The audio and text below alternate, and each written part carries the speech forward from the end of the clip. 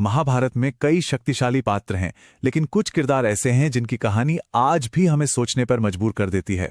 और उन्हीं में से एक हैं द्रौपदी। उनका जीवन सिर्फ एक कहानी नहीं, बल्कि सम्मान, न्याय और बदले की एक ऐसी गाथा है जिसे भूलना नामुमकिन है। सोचिए, एक राजकुमारी जो किसी महल में नहीं बल्कि सीधे यज्ञ की आग की लपटों से पैदा हुई हो। द्रौपदी की कहानी की शुरुआत ही इतनी असाधारण है। मतलब उनका जन्म कोई आम घटना थी ही नहीं, ये तो बस उस महागाथा की पहली धुन थी जो उनके पूरे जीवन में बजने वाली थी। तो आखिर द्रौपदी का जन्म इस तरह हुआ क्यों? देखिए, ये कोई सामान्य जन्म था ही नहीं। उनके पिता पांचाल के राजा द्रुपद ने एक बहुत शक्तिशाली यज्ञ करवाया था, और उस यज्ञ की आग से द्रौपदी एक पूरी तरह से वयस्क युवती के रूप में बाहर निकली। लेकिन ये यज्ञ सिर्फ संतान के लिए नहीं था, ये था बदले के लिए। द्रुपद अपने दुश्मन द्रोणाचार्य से बदला लेना चाहते थे। तो आप समझ सकते हैं, द्रौपदी के जन्म के साथ ही उनकी जिंदगी का मकसद तय हो गया था। और वो अकेली पैदा नहीं हुई थीं। उसी आग से उनके भाई धृष्टद्युम्न भी जन्मे थे, और उनकी किस्मत में क्या लिखा था? द्रोणाचार्य का वध करना। तो ये बात बिल्कुल साफ हो जाती है, इन दोनों का जन्म किसी शांति या सुख के लिए नहीं हुआ था। उनका जन्म एक तयशुदा हिंसक मकसद को पूरा करने के लिए हुआ था। तो अब द्रौपदी विवाह के योग्य हो चुकी थीं, और उनके लिए एक बहुत ही भव्य स्वयंवर रखा गया। अब ये कोई मामूली शादी का समारोह नहीं था, ये तो एक तरह की परीक्षा थी। एक ऐसी प्रतियोगिता जिसमें उस जमाने के सबसे बड़े बड़े राजा और योद्धा अपनी काबिलियत साबित करने के लिए इकट्ठा हुए थे। लेकिन राजा द्रुपद ने जो शर्त रखी थी वो लगभग नामुमकिन थी। सिर्फ ताकत का खेल नहीं था ये, इसमें चाहिए था जबरदस्त ध्यान और ऐसा हुनर जो किसी आम इंसान के बस की बात ही नहीं थी। सोचिए, एक बहुत भारी दिव्य धनुष, उसे उठाना, उस पर डोरी चढ़ाना, और फिर निशाना कहाँ लगाना था? ऊपर घूम रही एक मछली की आंख में, वो भी सीधे देखकर नहीं, बल्कि नीचे पानी में उसकी परछाई देखकर। मतलब ये किसी आम योद्धा के बस का तो बिल्कुल नहीं था। और यहीं से कहानी में असली तनाव शुरू होता है। एक के बाद एक बड़े बड़े शूरवीर आए, लेकिन कोई उस धनुष को हिला तक नहीं पाया। और फिर जब सब उम्मीद हार चुके थे, तब एक योद्धा आगे बढ़ा, कर्ण। उसने बड़ी आसानी से उस धनुष को उठा लिया और उस पर डोरी चढ़ाने लगा। ऐसा लगा कि बस मुकाबला खत्म। लेकिन ठीक उसी पल एक ऐसी घटना हुई जिसने कहानी का रुख ही मोड़ दिया। जैसे ही कर्ण निशाना लगाने के लिए तैयार हुआ, द्रौपदी ने उसे रोक दिया। उन्होंने कहा, मैं सूतपुत्र से विवाह नहीं करूंगी। बस ये एक वाक्य और इस एक फैसले ने आने वाले पूरे इतिहास को बदल कर रख दिया। इसके परिणाम बहुत ही विनाशकारी होने वाले थे। कर्ण के मना होने के बाद भीड़ में से एक साधारण सा दिखने वाला ब्राह्मण आगे आया। ये कोई और नहीं, भेष बदले हुए अर्जुन थे। किसी को भी उनसे जरा सी भी उम्मीद नहीं थी, लेकिन उन्होंने बिना किसी मुश्किल से धनुष उठाया, निशाना साधा और मछली की आंख भेद दी। पूरी सभा हैरान रह गई, और इस तरह द्रौपदी का हाथ अर्जुन ने जीत लिया।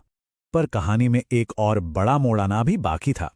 जब पांडव द्रौपदी को लेकर अपनी मां कुंती के पास पहुंचे, तो उन्होंने दरवाजे के बाहर से ही कहा, देखो मां, हम क्या लाए हैं।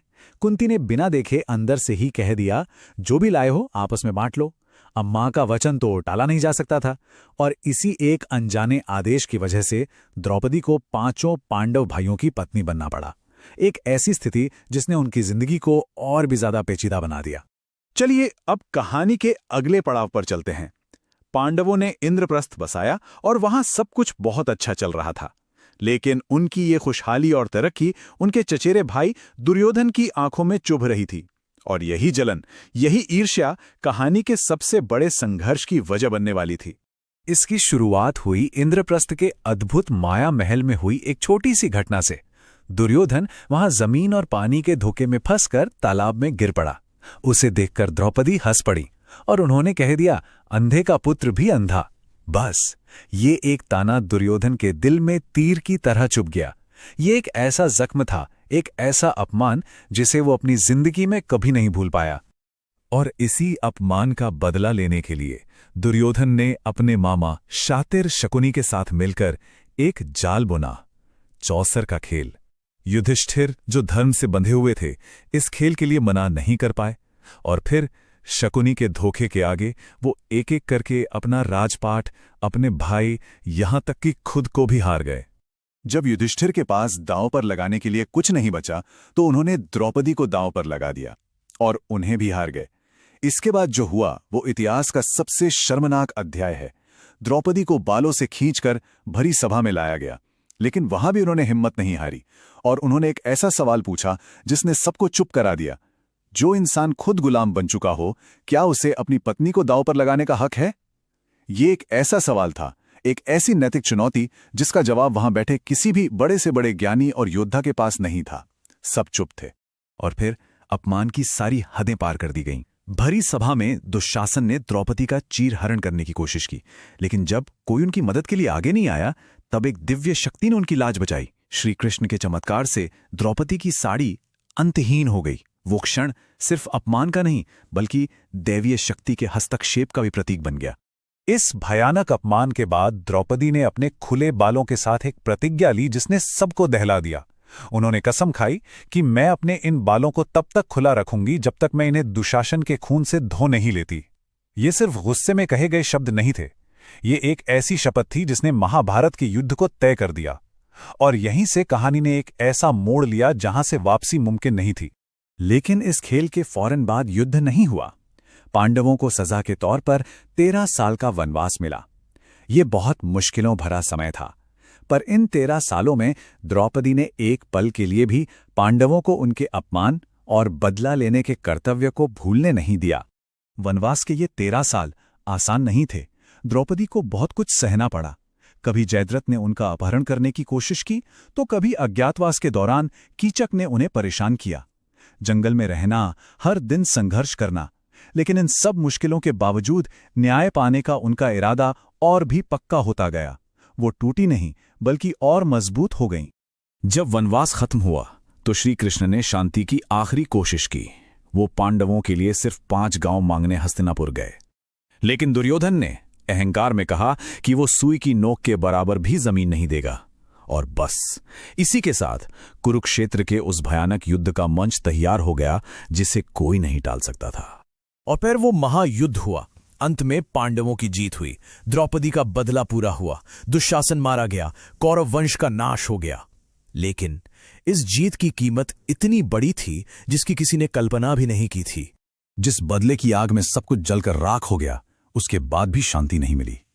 युद्ध खत्म होने के बाद एक रात द्रोणाचार्य के बेटे अश्वत्थामा ने सोते हुए द्रौपदी के 5 बेटों की बेरहमी से हत्या कर दी। और यहां द्रौपदी का एक ऐसा रूप सामने आता है जो हैरान कर देता है। जब उसके बेटों के कातिल अश्वत्थामा को पकड़कर उसके सामने लाया गया तो सबको लगा कि वो उससे मौत की सजा देगी, लेकिन उन्होंने उसे माफ कर दिया। उन्होंने कहा, ये हमारे गुरु द्रोण के पुत्र हैं, इन्हें मारना ठीक नहीं होगा। अपने बच्चों के हत्यारे को माफ कर देना, ये उनके चरित्र की विशालता और उनकी करुणा को दिखाता है। जिंदगी के आखिरी पड़ाव में पांडवों और द्रौपदी ने सब कुछ त्याग कर हिमालय की अंतिम यात्रा शुरू की, जिसे महाप्रस्थान कहते हैं। उस यात्रा में सबसे पहले द्रौपदी गिर पड़ी। जब भीम ने इसका कारण पूछा तो युधिष्ठिर ने बताया कि वो अपने सभी पतियों में से अर्जुन को थोड़ा सा ज्यादा प्रेम करती थीं।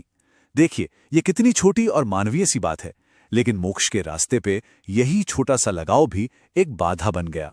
तो द्रौपदी का पूरा जीवन हमें न्याय, बदला और उस बदले के लिए चुकाई गई कीमत के बारे में बहुत कुछ सोचने पर मजबूर करता है। उनकी कहानी एक बहुत बड़ा सवाल हमारे सामने छोड़ जाती है कि क्या ऐसा न्याय वाकई न्याय है जिसकी कीमत इतनी भयानक तबाही हो? क्या बदला लेने के बाद मिली जीत असली जीत होती है? ये एक ऐसा सवाल है जिसका जवाब शायद सदियों तक खोजा जाता रहेगा।